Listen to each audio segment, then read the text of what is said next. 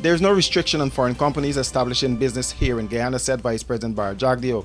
The VP was responding to concerns about the impact Chinese owned and operated businesses are having on community shops.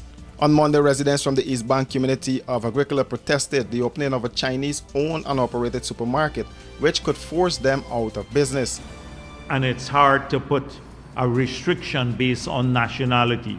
So we can't say, oh, the Chinese can't open business here.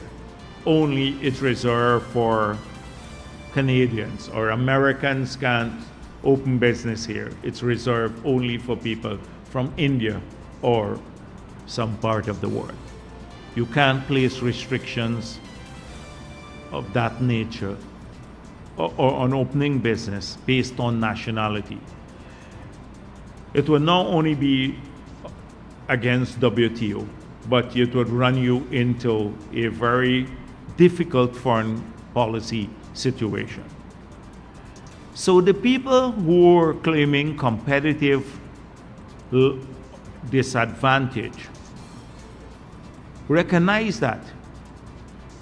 However, they're saying that they do not have a level playing field, and they have a point there.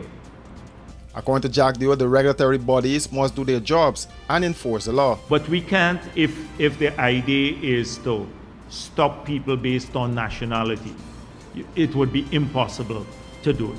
What if people say, China says, we're not going to sell Guyana any of our goods anymore. So you can't import anything from China because you don't want our people. You stopped us based on the nationality to sell in Guyana, the people to sell.